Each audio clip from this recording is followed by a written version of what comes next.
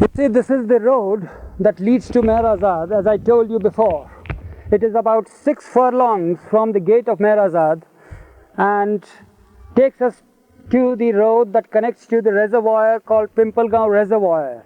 It supplies water to Ahmednagar. And then it leads us to the Ahmednagar road, the highway, Ahmednagar to Aurangabad, the famous Ellora caves. This is also known as the Khasgi Rasta. You all must have heard Dr. Harry Kenmore telling you all about the Khasgi Rasta. Khasgi means private, Rasta means road. And there is a big signboard put there saying it is a private road. This road belongs to Nariman Dada Chanji along with the property. And here is the halting station, you may call it, the mango tree as it is known. People who would want to come and have Baba's darshan would be stopped at this tree, under the tree, by either Baidul or Aloba, who would be keeping a watch. Here was a cabin put under the shade of the tree. The cabin was no more than just a booth, you see, made out of tin and woodwork. And Baba would be sitting there. Sometimes in the morning he would be bringing his disciples there, as I told you, and hear correspondence and dictate replies. Sometimes Baba would admonish Baidul or Aloba and tell them to be more strict with the visitors so that they don't go inside and disturb him during his seclusion hours. Sometimes he would just while away his time chatting with us on different topics. I remember one occasion when Pukar was also with us, and this is the famous tree where he made Pukar bend down, you see, on his knees, and then he made a seat of Pukar's back and sat down. And most of you all must have heard the story and seen the pictures through the movie. Baba would be brought out for a stroll because doctors wanted him to give some exercise to his limbs. It was very painful for Baba to move a distance, you see, like this, right from the house up to the mango tree. It would be a great achievement, and we would feel very happy if Baba could make it as far as the mango tree. That was in the initial stages when he started taking exercises. And we'll feel very happy if Baba would just come and sit down and relax. Naturally, after that exercise, Baba would want to sit for a long time, and we were very happy to be under the tree with Baba. And often Baba would remark, you see, about the shape of the tree, how old it was. Go would recommend the juice of it for cleaning our kidneys and liver. Old toddy tree, you see. And here is the board, you see, called now Meherazad Residence. Wait a second. All right.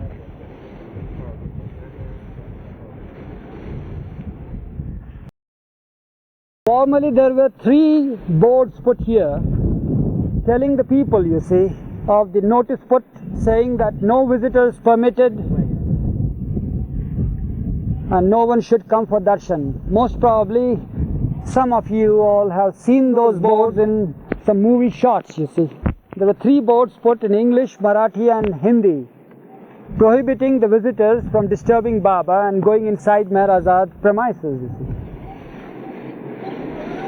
Now the boards are removed after Baba having dropped the body, and another board is put telling the visitors that this is Meherazad Residence. Now there are 2 ways. This is where a person comes and stops, you see. On the right side is the road leading to Meherazad Manli, and this is the road that leads to the women quarters, the bungalow of Baba, where Baba lived for so many years. But this is a private road where nobody is permitted to go. Any visitor comes, he has to travel in car or cycle or bullock cart, road that leads people to Baba's hall, you see. And visitors who come in cars, taxis or tongas or bullock carts, they have to go this way. And there's another story about this road, you see. this little bit, you see, the square from here to that square there, doesn't belong to Nariman. And there has been always a tussle, you see, between the neighbors and the owner of this property called Meherazad. This field belongs to our neighbor. And whenever there is plowing being done, you see, he encroaches upon the right of our road, you see, the right of use of the road. And we have to just tell him to be very careful with his plowshare so that it doesn't cut our road. And every season we have to repair this road so that it is made useful to the visitors and does not give much trouble. Already last night we had rain and there is this gutter that is formed, you see. You see this gully over here. Now there is no water, but during the monsoon it's overflowing all the time, hindering the passage of the visitors coming to the Mandali quarters to see Baba. And every time you see it rained, Baba would inquire whether the nala was, we call it the nala, whether it was overflowing and whether it had water, whether the visitors would, just in his panties in the morning sun and taking a sun bath, yes, where the benches are, where the dining table is now, you see. There we'd make Baba sit there on a chair and have some sun rays on his body. So these places are associated with Baba.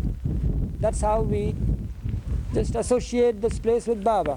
Eric, Then you had mentioned before that Baba, that Arnabas and Nariman were the owners of Meherazad. yes, How did Baba come about to pick this place?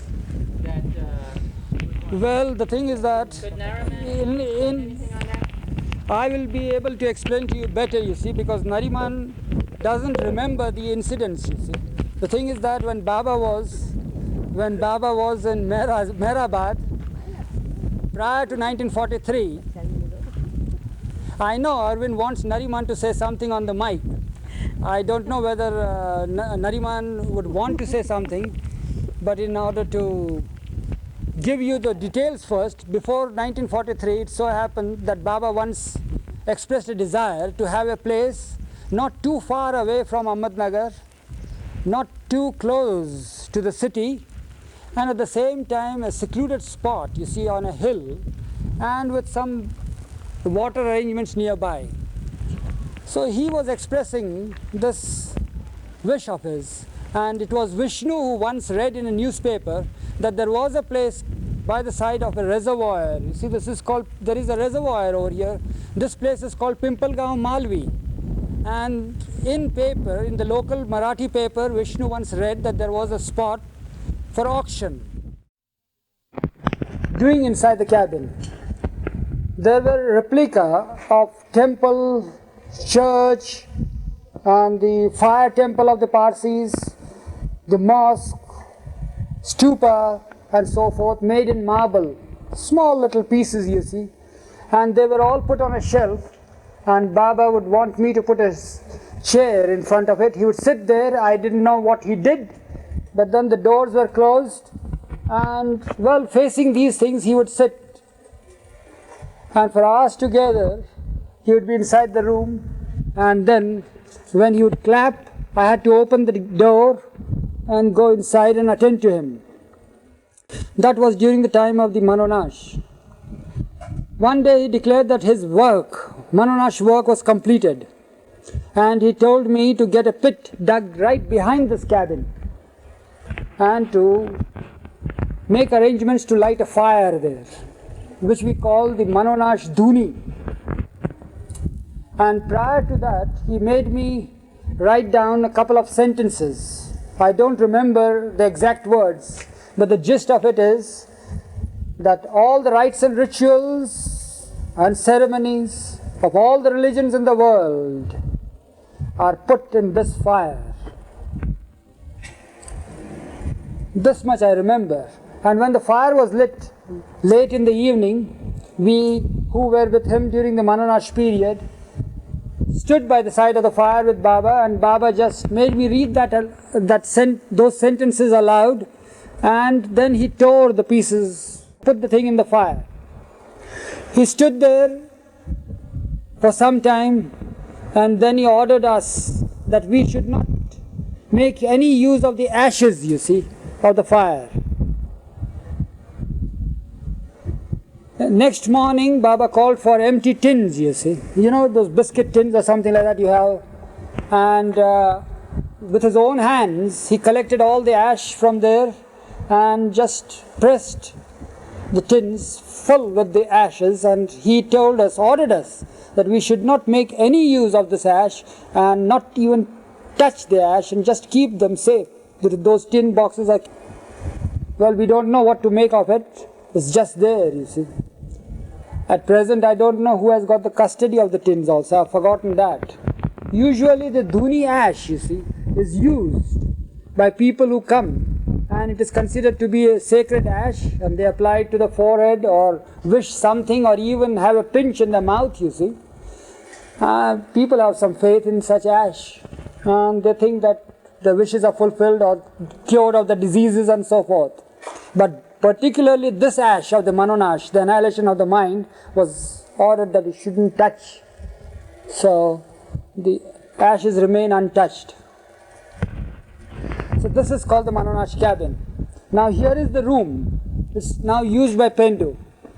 Happy moved to see me there, and he said that I had broken his order and that he was not at all pleased. Well, I asked Baba's pardon, you see, and then after some time he asked me the reason. And I said that there was a snake there, and I had just pinned it down there to the doorpost. So after that, of course, Baba just forgave me and said that next time whenever he clapped, whether it be a snake or a scorpion or a cobra, I shouldn't mind all that, but just attend to his call and be obedient. Be more obedient, he said. So, well, this is the story, you see. Baba would want us to stand and sit at the same time, and we had to obey him. Somehow or other, try to obey him. But Dr. Harry Kenmore didn't like the word try to obey him. He would want us to obey him. So, that is the story connected with this room. Then there is the blue bus over here. In this blue bus, Baba had traveled with Eastern and Western disciples of his, right from Ahmednagar to the Deccan Plateau, you see, to Hyderabad, and then right in the north to Kashmir, you see. Well, as I told you, that Baba traveled in this blue bus with his Eastern and Western disciples to different parts of India, right from here to the Deccan and then to Kashmir, and right in the south to Ceylon, and to Calcutta in the east and in the west.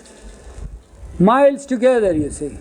And the blue bus would be so overcrowded with passengers, that is Baba lovers, and so full with all the luggage that you won't believe that we had to put a ladder on the top of the bus in order to put strings around the luggage there piled up on the roof of the bus. Actually, a ladder was used there.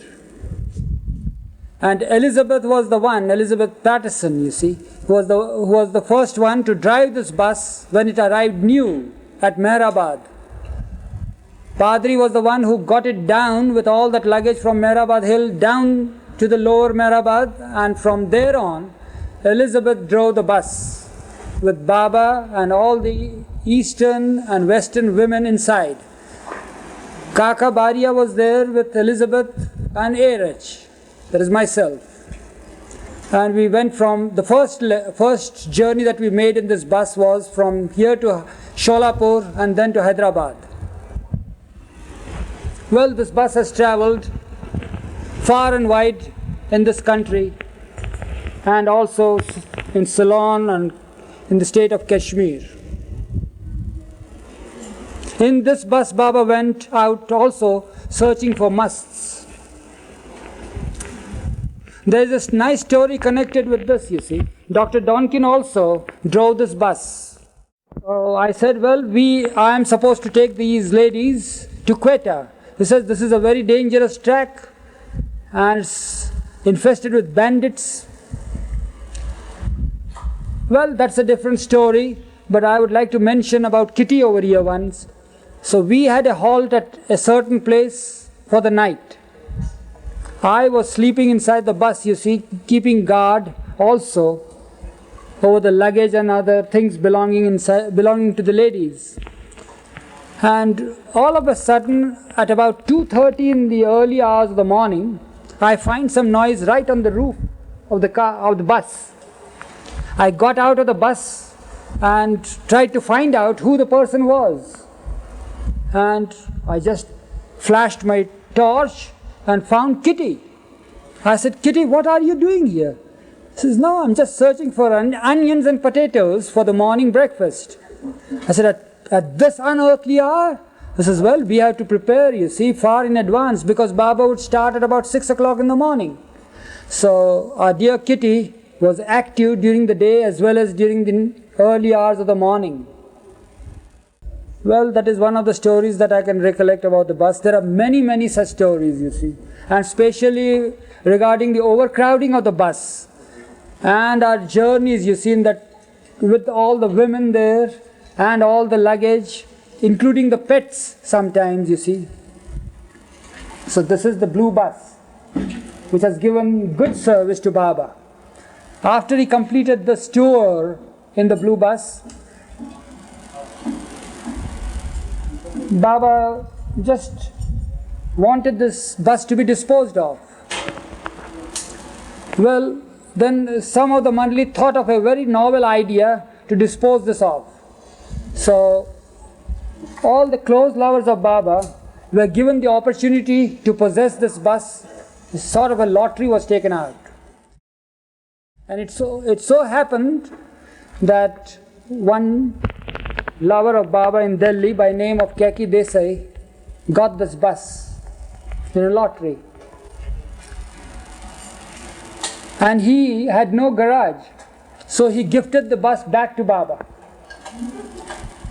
Well, the bus was brought, and then Sarosh was told to make use of the engine and the wheels, and in return for that, Sarosh was told to keep the body of the bus stationed here. So Kaka and Sarosh got this platform made, and since then the blue bus is over here. Then this blue bus is very closely associated with Baba's seclusions too. And you must have read the book called The Great Seclusion, I think. Okay. In 1948, prior to Baba leaving the old life and going for the new life in 1949, some years ago, some 20 years ago, when we started settling down with Baba here in Meherazad, Gustaji was here with us.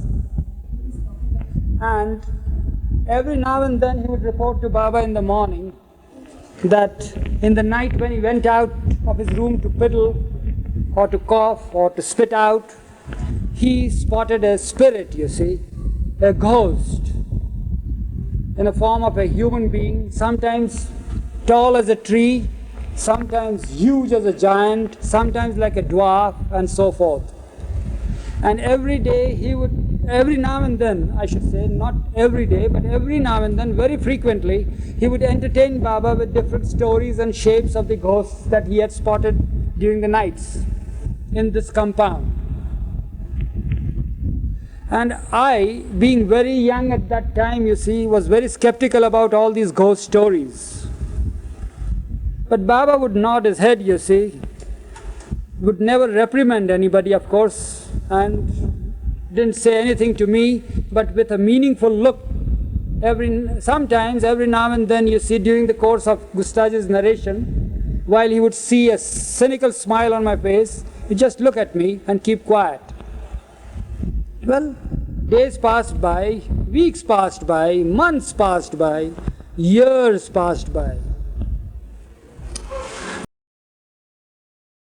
Then it so happened that Kaka started reporting something on the same subject. And Kaka was even called by his name, you see, and so often called by, as if he heard a call from Baba, so to say. That means some watchman again near Baba would come and knock at his door and call out his name. He would get up from his sleep and run to Baba, finding that nobody had called him. And he had to go back, you see, and next day report to Baba the same thing, that something happened like that. Then there would be other people here, night watchmen, who would be seeing lights flashed at them and so forth. And all this made me feel how the Mandli who lived near Baba were so superstitious or believed in the spirits and all that sort of thing. Is I was very critical about this whole thing. It so happened that once when I was sent to Pune for some work of Baba, all of a sudden I received a wire, a cable from Baba asking me to come to him immediately at Meherazad.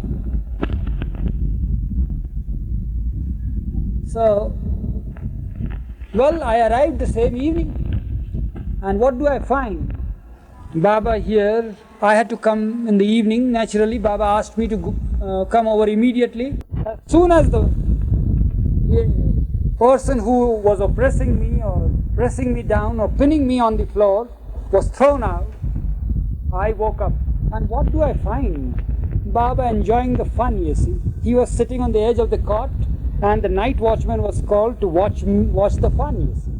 The watchman was having the fun there, seeing me struggling with that something with which I was struggling.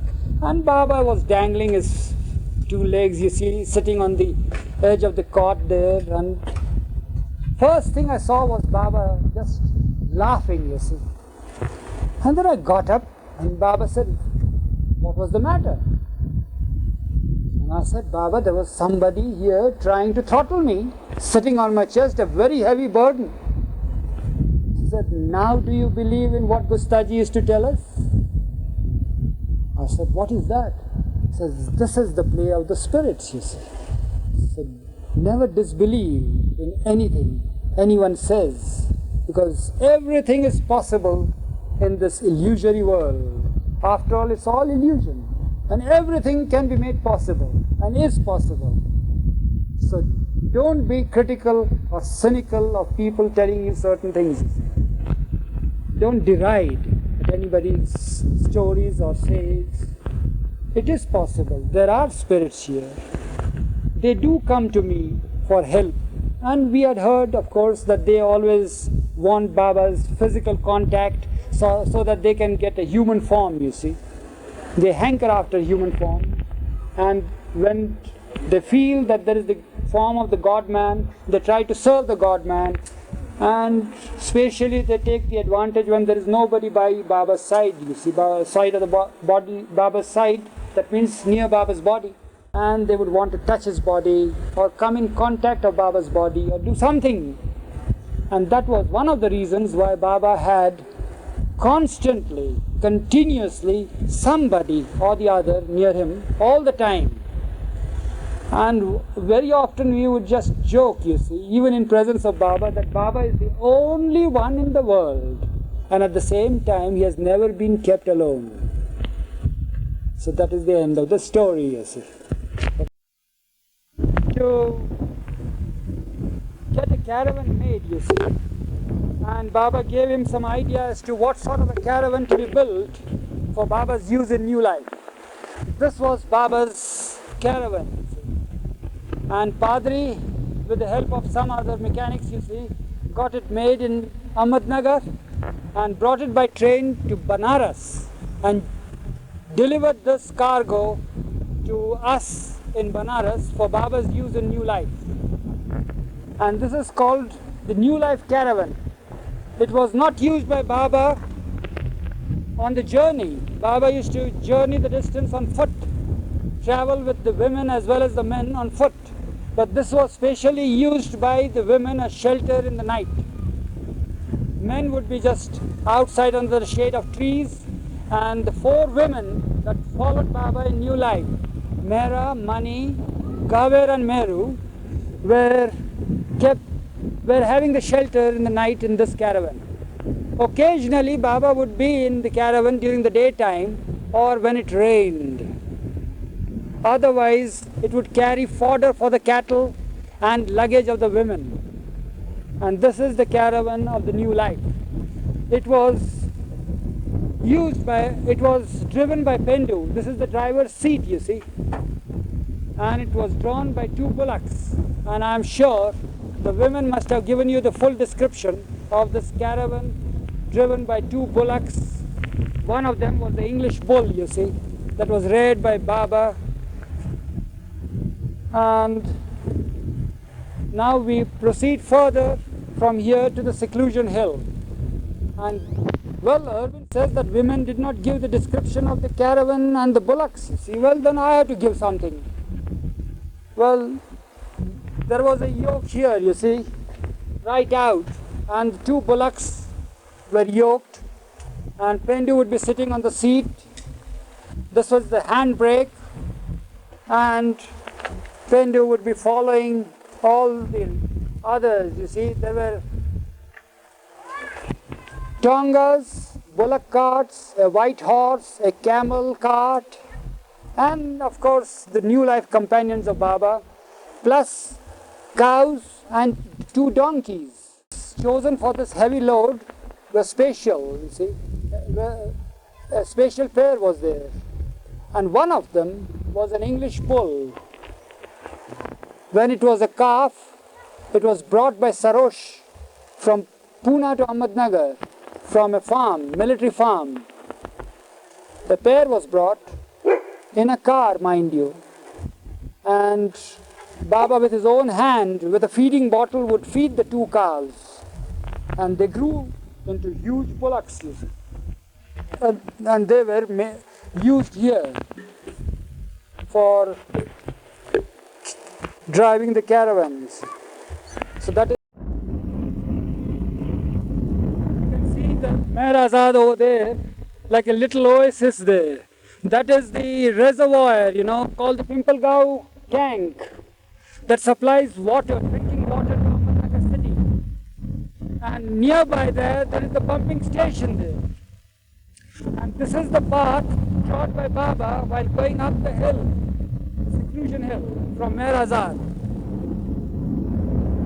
This is the path that Baba took, you see, trod to go to the seclusion hill here with the mandali, and sometimes with the visitors, pilgrims that came for Baba's darshan. And that is the reservoir, as I told you, Pimpalgaon reservoir. And can you see a small building on the hill there? Right up there, that's the peculiarity of this place. There is water well over there, right on the top of the hill there's water. And the villages are all below the hill. There are 3 villages down the hill, and there's no water there. Water is right on the top of the hill. And every morning and evening, the villagers go up the hill to fetch water and bring water down to their huts. What peculiarity of this place? And then you find there, that is called the Gorakhnath temple hill. There on the right on the top, you see. And here, facing us, facing me at least, is the Pimpalgaon village. All this is Pimpalgaon village. This is Meherazad, as I told you.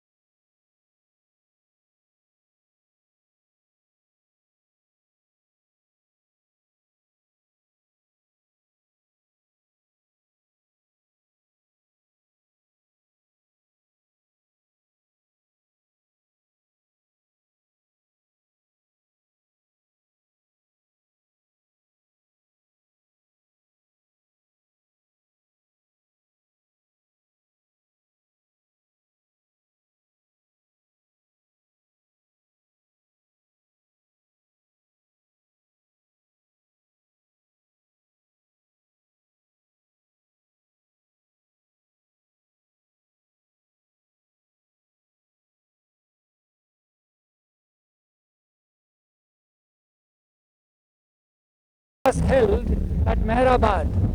And if you remember right, there were 4 groups called according to the. And then he pointed at us, said how blessed we were to tread the path along with the God-man. And people will come from long distances trying to pay their homage over here who had not seen him. And I now realize his words, they are all coming true. That's all.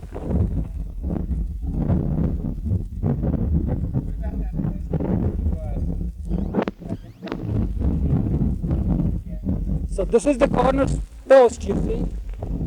Support. This used to support Baba's cabin. This is one of the 4 posts, and the other posts have been removed by the villagers. And I think somebody is trying now to remove the last one, the remnant of it. And you see the digging that has taken place. And some or other people, you see, come and start digging for rocks and pieces of pebbles and all that. Well, I hope that they allow this post to be here as it is and don't remove it. And that's the end of the whole place, you see. Baba would sometimes just go there right where David Ray is now and stand there as he has been standing, you see, and just gaze at the lake or towards the direction of Meherazad or in the direction of Meherabad that is here. That is the Khandoba temple there, on that hill there, you see. That has nothing to do, there's an old temple.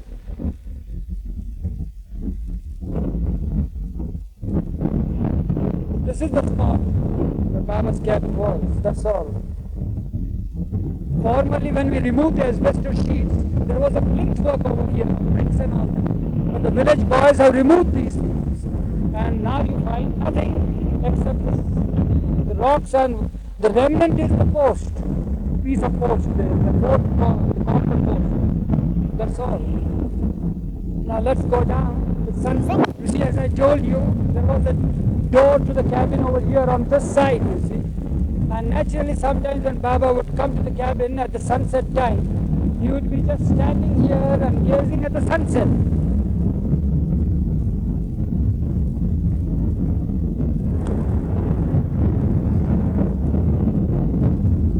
Nothing to make up now. Nothing, there's nothing to go ahead, we have to go down now. Nowhere to go ahead now. We are right on the top of the seclusion hill. Now we have to go back to Baba's house. It's sunset now. Come on, let's go down. Let's go down now.